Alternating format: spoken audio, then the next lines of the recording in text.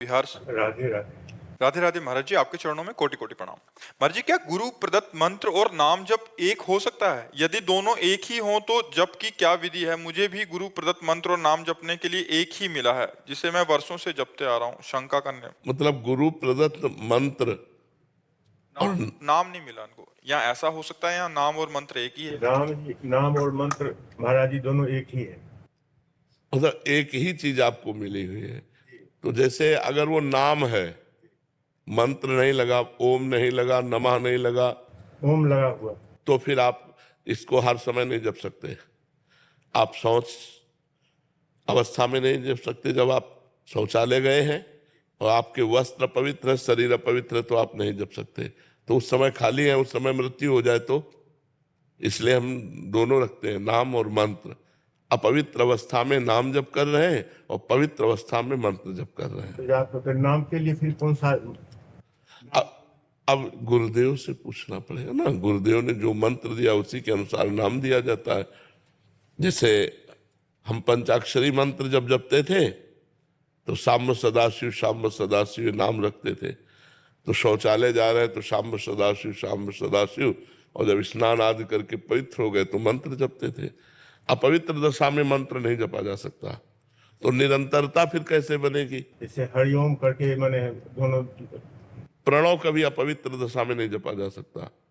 हरि तो जप सकते हो, ओम नहीं लगा सकते।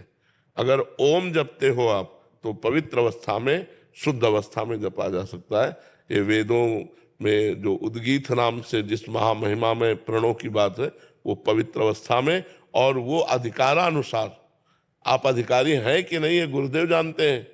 शास्त्र के अनुसार अधिकार प्रणव सबका जपने का अधिकार थोड़ी है। प्रणव का शास्त्रानुसार अधिकार है, लेकिन नाम सबको ही जप सकता है, सब अवस्था में जप सकता है। तो इसलिए गुरुदेव से प्रार्थना करके नाम भी लेना चाहिए। ओम हटा करके फिर जप सकते हैं। ये गुरुदेव प्रणाली बताएंगे, अपने मन से करना ठीक नहीं रहता, नहीं ना। फिर नाम कौन सा जप करें? आप भगवान शंकर का मंत्र जपते हैं? विष्णु भगवान का। भगवान विष्णु का। अब असली बात हमको ये पता हो कि आप बताना नहीं, गुरु के सिवा नहीं बताया जाता, सभा में नहीं बताया जाता। तो आप हरिशरणम जप लीजिए, हरिशरणम हरिशरणम हरिशरणम। तो जब आप अपवित्र दशा में हो तब आप हरिशरणम हरिशरणम, जब पवित्र दशा में हो तो फिर मंत्र जप लीजिए। किरण यादव जी, राधे राधे महाराज जी। महाराज जी, क्या अपने कर्तव्यों का, अच्छे कर्मों का पालन करना, किसी के प्रति ईर्ष्या द्वेष की भावना ना रखना, इससे हम भगवत प्राप्ति को प्राप्त कर लेंगे? नहीं, नाम जब साथ में जरूरी है। किसका है? नाम जब साथ में जरूरी है। जैसे शून्य शून्य शून्य शून्य, तो क्या महत्व हुआ? और एक शून्य 10, फिर एक शून्य 100, एक अंक लग गया, अब शून्य बढ़ाओ तो 10 गुना उसका महत्व बढ़ता चला जाएगा। ऐसे ही जितने भी कर्म है वो सब शून्य है, और भगवान का नाम अंक है। अगर भगवान का नाम अंक, राम राम राधा राधा कृष्ण कृष्ण हरि हरि जप रहे हो और आप कुछ भी कर्म कर रहे हो, वो 10 गुना फल देने वाला बन जाएगा। अगर भगवान का नाम नहीं है तो फिर संसार समुद्र से पार नहीं हुआ जा सकता। बहुत विचित्र कर्म करने वाले हुए हैं, लेकिन उनका फल मिला है। तपस्या की तो उनका फल मिला है, लेकिन संसार से पार होने के लिए कलयुग केवल नाम आधारा, सुमिर सुमिर नर उतर ही पारा। इस संसार समुद्र से पार होने के लिए भगवान का नाम जप करना अनिवार्य है, आवश्यक है, अत्यंत आवश्यक है। टीना जी, जयपुर से। राधे राधे। राधे राधे महाराज जी। महाराज जी, क्या आप मुझे अपने जीवन के अनुभव से कुछ सीख दे सकते हैं? अपनी असफलता को कैसे स्वीकार करके हम सफलता के मार्ग पर आगे बढ़ें? अपने जीवन की सीख रात दिन यही तो कर रहे हैं। अपने जीवन की सीख ही तो दे रहे हैं सबको। जितना प्रवचन है, जितना एकांतिक है, जितना आपसे मिलना जुलना है, वो अपने जीवन की ही सीख देने के लिए तो मिल रहे हैं। अपने जीवन की अनुभव वाली बातें ही बताने के लिए दे रहे हैं। और असफलता में तभी हम धैर्यपूर्वक रह सकते हैं जब हम अपने संग भगवान को देखेंगे कि आज हम असफल हैं, लेकिन मेरे संग भगवान है जो कर तुम अकर तुम अन्यथा कर तुम सर्व समर्थ है। तो असफलता में भी मुस्कुरा करके आगे निकल सकते हैं। यदि हमने भगवान को ना मानकर अपना किसी इंसान को अपना माना तो हम फिर हार जाएंगे, फिर हम क्लेशित हो जाएंगे। अगर भारी से भारी असफलता है, देखो भक्तों के चरित्र पढ़ के देखो, भारी से भारी विपत्ति है, असफलता है, लेकिन वो भगवान को अपना माने हुए हैं। एक दिन वो असफलता को रौंदते हुए सफलता में पहुंच जाते हैं। कई कई दिन सुदामा जी को भोजन नहीं मिलता, लेकिन श्री कृष्ण को अपना मानते हैं, तो एक दिन जैसी द्वारिकापुरी वैसे ही सुदामापुरी की रचना हुई कि नहीं हुई। कितने ऐसे भक्तों के पावन चरित्र हैं। तो हमें लगता है यदि हम भगवान को अपने संग रखें तो भारी से भारी असफलता भी हम सहज में पार कर सकते हैं। जैसे आपने हमारे अनुभव के विषय में पूछा, तो बचपन से लेकर जीवन भर हम कष्ट भोगते रहे, अब भी भोग रहे हैं, कितनी परेशानियां हैं, लेकिन आपको कहते हैं 100% हम आनंद में रहते हैं। मतलब 99 नहीं, 100% हर समय हम आनंद में रहते हैं। अब ये प्रसन्नता अगर भगवान न हो तो नहीं टिक सकता है। न रुपए की चाह है, न जीने की चाह है, न दुख की परवाह है, क्योंकि हमारे साथ प्रियाजू है, हमारे साथ श्रीजू है, लाडली लाल है। तो लाडली लाल होने के कारण नहीं तो ऐसे ऐसे कष्ट रहे हैं, कई कई दिन भोजन नहीं, जैसे काशी के घाटों में है ना, कई कई दिन भोजन नहीं, गर्मी भीषण पड़ रही है, रात्रि में शयन करो घाट में तो 2 बजे रात्रि तक तो वो बिल्कुल आग जैसे तपते हैं पत्थर, और 2 बजे उठ के बैठ जाना है, फिर नहा करके काशी विश्वनाथ जी को जल चढ़ाना, अपनी दिनचर्या करना। हर कष्ट में, हर दुख में, हर विपत्ति में, हर असुविधा में एक अपार सुख की झलक मिलती थी, क्योंकि भगवान से जुड़े हुए ना, तो उसी के कारण हर दुख को पार कर गए, हर कष्ट को पार कर गए, हर भय को पार कर गए। तो जो भी दुख भय चिंता शोक से पार होना चाहे वो भगवान को अपना साथी बना ले।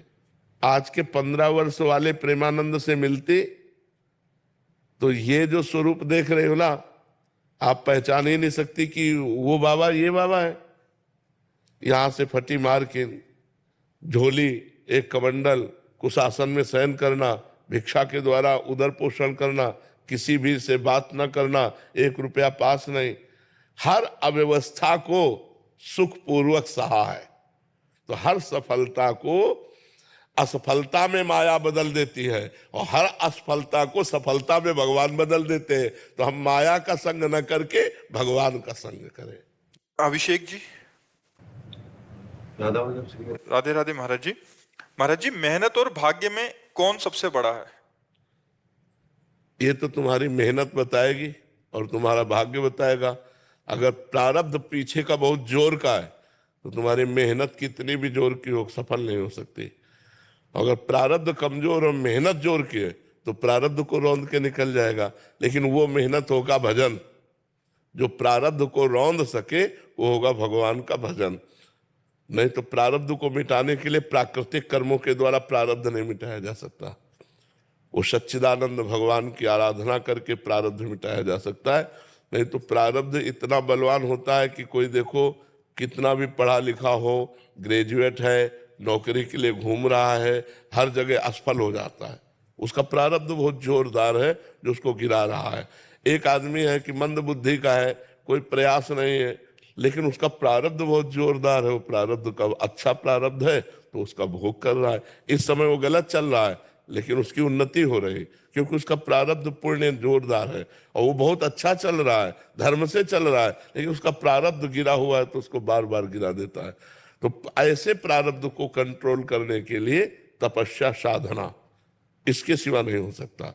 अगर हम भगवान के लिए अपना जीवन अर्पित करके नाम जप करें तो प्रारब्ध बदल सकता है, या प्रारब्ध रहते हुए भी हम उन्नति को प्राप्त हो सकते हैं।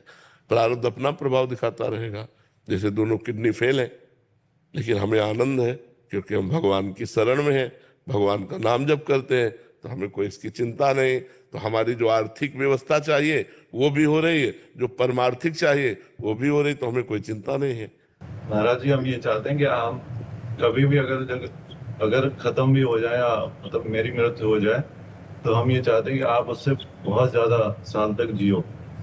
लेकिन लेकिन आप ना पहले जाएं। आप ये तो ठाकुर जी पता ले कि ये हमें पहले जाना है कि आपको पहले जाना है, ये तो उनका निर्णय होगा।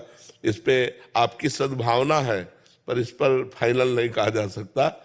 सुनो भरत भावी प्रबल, भावी माने वही प्रारब्ध। सुनो भरत भावी प्रबल, बिलख कहो मुनिनाथ, हानि लाभ जीवन मरण जस अपजस विधि हाथ। ये उनके हाथ में है कि वो कब कहाँ किसका कैसा। पर हमें लगता है कि आप बहुत पवित्र हृदय के हैं, जो इस समय लाभ लेना उसे ले लो। जो उपदेश सुन रहे हो उसके अनुसार अपने आचरण बनाओ और नाम जप करो और निकल चलो इस असत संसार से भगवान के चरणों की तरफ बढ़ो आगे ना। हाँ, संत संग का यही फल है कि संसार का असत संग त्याग करके भगवान की प्राप्ति कर ली जाए। साधु समागम का यही फल है कि हमें भगवान प्यारे लगने लगे, उनका नाम प्रिय लगने लगे, गंदे आचरणों से घृणा होने लगे, तो समझो संत समागम हुआ है। तो बड़ा सुंदर भाव आपका है, इस भाव का लाभ लो, भगवान का नाम जप करो और जीवन को पवित्र बना लो।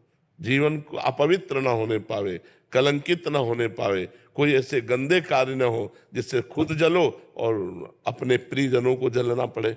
ऐसे आचरण करो कि आप सुखी रहो और आपके संबंधी भी सुखी रहे। नीतू जी। प्यारे गुरुदेव भगवान जी श्री हरिवंश महाराज जी। महाराज जी आपके चरणों में कोटि कोटि प्रणाम। महाराज जी, मैं अज्ञानी होने के बाद भी